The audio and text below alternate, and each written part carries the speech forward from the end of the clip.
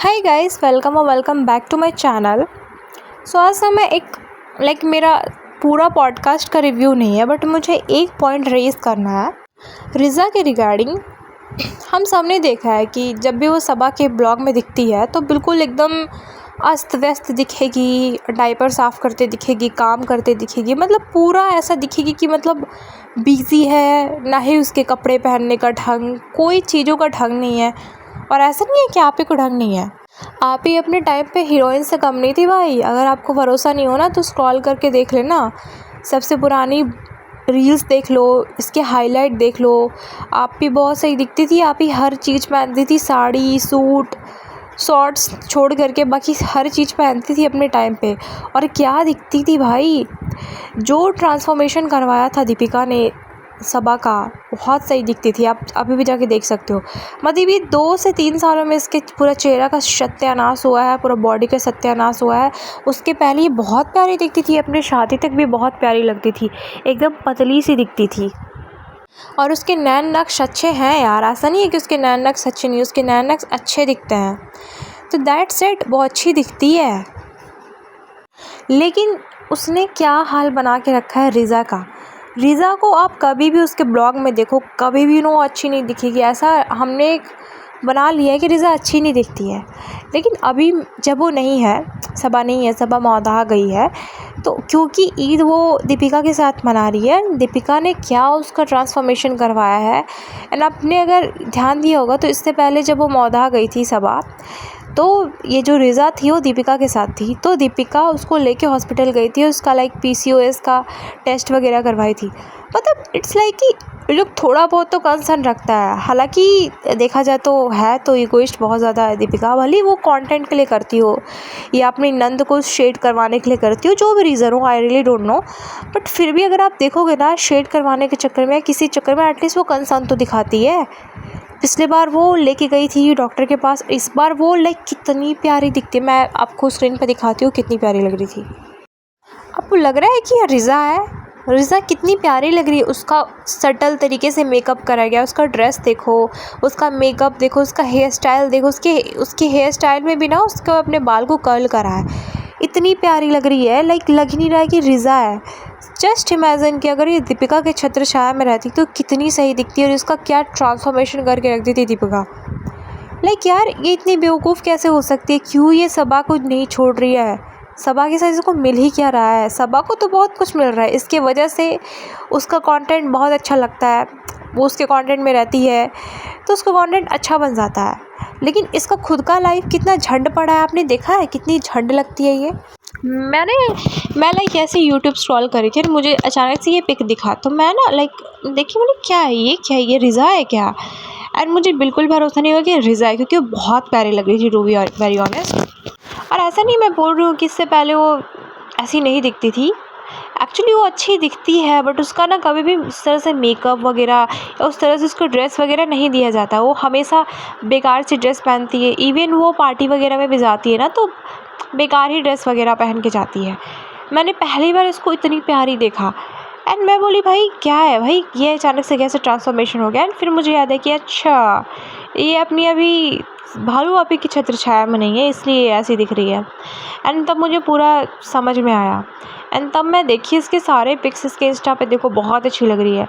तो मुझे यही पॉइंट रेज़ करना है कि अगर सबा अपने टाइम पे अगर अच्छी दिख सकती है, सब कुछ कर सकती है, मेकअप से लेके नेल से लेके हर एक चीज़ कर सकती है, रील्स बनाना से लेके हर चीज़ कर सकती है, तो फिर वो रिज़ा को क्यों रोकती है?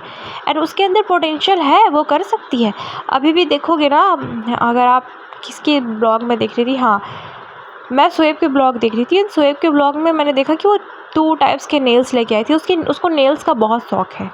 एक चीज़ है कि उसको नेल्स का बहुत शौक है, तो 2 टाइप्स के नेल्स लेके आई थी एंड वो एक दीपिका को दे रही थी और एक खुद रख रही थी, और फिर वो नेल्स लगाती भी है।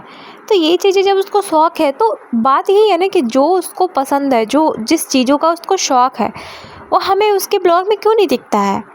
जब यही ब्लॉग सबा बनाती है तो उसके ब्लॉग में आपको ये सारी चीज़ें नहीं दिखेगी। लेकिन जब यही शोएब बनाता है या कोई और बनाता है तो उसके ब्लॉग में आपको दिख जाएगा कि हाँ ये सारी चीज़ें कर रही है। तो इससे तो ये साफ मतलब पता चलता है ना कि रोका जाता है उसको ये सारी चीज़ें करने से। लेकिन उसे मना करा जाता है कि नहीं तुम ये मत करो। क्योंकि आप खुद देखो, आपने कभी भी रिज़ा को इतने अच्छे से ग्रूमिंग करते हुए देखा है? कभी भी नहीं देखा है। तो फिर इसके बाद फिर ना मैं सोची कि हो सकता है सिर्फ ईद के दिन ऐसे तैयार होती होगी। तो फिर मैंने ना उसका लास्ट ईयर का ब्लॉग देखा है। लास्ट ईयर के ब्लॉग में क्या बकवास सा ड्रेस पहना था और बाल खुले रखे थे, बहुत अजीब सी लग रही थी, उतनी अच्छी लग भी नहीं रही थी और उतना अच्छा उसका ड्रेस भी नहीं था। उसके सारे फ्रेंड्स बहुत अच्छे से आए थे, बहुत अच्छे से आके लाइक उसको ईद विश कर रहे थे। और उसके बीच में भी ना वो अपने फ्रेंड्स के बीच में उठ के जा कर के ना खाना बना रही थी। मैंने बोली ये क्या बकवास है? सोच के देखो कितना बकवास लगता है ये सारी चीज़ें। लेकिन एक दूसरी तरफ जब उसकी भालू आपी की छत्र छाया में नहीं है, जब भाभी की छत्र छाया में है, तो भाभी ने पूरा ग्रूमिंग करके रख दिया और कितनी प्यारी लग रही थी। हालांकि देखो दीपिका में जितनी भी बुराई हो, लेकिन इस मामले में मैं दीपिका को अच्छी बोलूँगी कि चलो ठीक है, करा था। हालांकि इस बार ना मुझे दीपिका का आउटफिट भी बहुत अच्छा लगा, बहुत अच्छे से रेडी हुई थी। दीपिका का फर्स्ट टाइम मुझे आउटफिट अच्छा लगा। वैसे तो कुछ भी पहन लेती है, बट ये वाला आउटफिट उसको बहुत प्यारा लग रहा था। तो यही चीज़ मुझे पॉइंट आउट करना था कि कितनी बड़ी जलकुकड़ी है भालू आपी कि अपनी भी बहन से वो जलन करती है। और यही चीज़ ना आप महर के साथ भी देखोगे।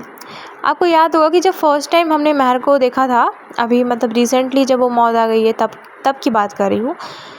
मतलब यहाँ से जब गई तो फर्स्ट टाइम जब उसने उसे ब्लॉग में लिया था तो उसका ना फेस ग्लो कर रहा था, मैं वो एक्चुअल में ग्लो कर रहा था। तो बोलती है तुम्हारा फेस कैसे ग्लो कर रहा है? तो वही बताती है कि मैं हल्दी बेसन वगैरह यूज़ करती हूँ जिससे ग्लो आता है ना, या एग्री, क्योंकि मैं खुद भी यूज़ करती हूँ। तो अगर आप हल्दी बेसन और दही वगैरह यूज़ करते हो ना तो नेचुरली फेस पे ना हल्का ग्लो आ जाता है और वो 2-3 दिन ही रहेगा, ऐसा नहीं है कि वो परमानेंट रहेगा। लेकिन अगर आप वीकली यूज़ करते हो ना तो आपका फेस अच्छा हो जाता है। बट टर्म्स एंड कंडीशन ये है कि आप कभी भी लेमन अप्लाई नहीं करना फेस पे, बहुत ज़्यादा हल्दी अप्लाई नहीं करना, बस हल्दी बेसन दही कॉफ़ी ये सारी चीज़ें अप्लाई कर सकते हो, बट क्वांटिटी अपना हिसाब से रखना, बहुत ज़्यादा नहीं करना।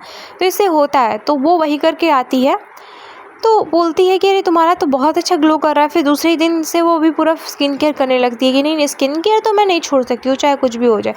मतलब इसको जलन होता है, मतलब इसको रिज़ा से भी कंपटीशन है, इसको महर से भी कंपटीशन है। माय गॉड, माय गुडनेस, मैंने उसका पूरा ब्लॉग देखा। वैसे भी उसका मैंने पहले ही बोला कि उसका मौदाह वाला ब्लॉग मुझे बहुत बोरिंग लगता है, तो मैं नहीं देखती हूँ उसके मौदाह वाले ब्लॉग उतने।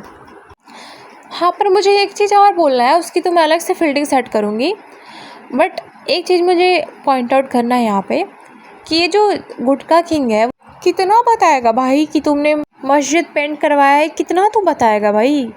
कितना बकवास लोग हैं, मतलब इतना बेगैरती है इन लोग के अंदर कि 4 बार बता रहा है। पहले मतलब 4 दिन के ब्लॉग में एक ही चीज़ को बार बार पॉइंट आउट कर रहा है कि देखो देखो देखो कि हमने करवा दिए। एक बार ऑडियंस से बता रहा है, एक बार खुद बता रहा है, एक बार सभा को बता रहा है। अरे तो कुछ भी बिना उससे पूछे कर सकता है, उसकी पैसे होते हैं, तूने उससे बताए बिना नहीं किया होगा, पर जानबूझ के शो ऑफ करना है ना तो उससे पूछता है कि देखो मैंने कर लिया, कैसे दिख रहा है, इस टाइप की चीज़ें पूछता है ताकि लोगों तो बार बार ये चीज़ जाए कि देखो इन लोगों ने मस्जिद पेंट करवा रहे। अरे चल झूठे। एंड हाँ, उसमें एक और चीज़ है कि ये लोग चांद रात के एक दिन पहले वाले ब्लॉग में ये लोग दान जो देते हैं ना, सदका आई गेस देना बोलते हैं, तो उसके लिए वो बोड़ा वगैरह रखे रहता है उसके घर में। तो मेक श्योर करता है कि लोग देखें, एक एक चीज़ को निकाल के दिखा रहा होता है। तो वहाँ पे ना एक वो ऑयल निकालता है जो कि बिल्कुल काला काला दिखता है और उसके प्रोडक्ट के नेम वगैरह भी नहीं रहता है। लाइक होता है ना ब्रांड नेम, मार्क, सब कुछ होता है ना, वो नहीं होता है। एंड यूजुअली अगर आप कोई भी मस्टर्ड ऑयल खरीदो या अच्छे कंपनी के ऑयल खरीदो तो उसका अपना ब्रांडिंग होता है, नेम होता है, उसका प्राइस होता है एंड बहुत सारी चीज़ें होती है। उस पर कोई चीज़ नहीं होता है, एकदम गुमनाम सा होता है। तो इसको देख करके ना पूछती भी है शबा कि अरे ये क्या है, तो वो बोलता है अरे ये मस्टर्ड ऑयल है। थोड़ा घबरा जाता है, जल्दी जल्दी अंदर रखने लगता है। तो इस चीज़ से पता चलता है कि ये शबा से पूरे पैसे लेकर के कम पैसे में चीज़ें लाता है और बेचता है और फिर उसको दान देता है। अरे भाई, जब तू अच्छी चीज़ें नहीं दे सकता है तो तू ख़राब चीज़ें भी क्यों दे रहा है?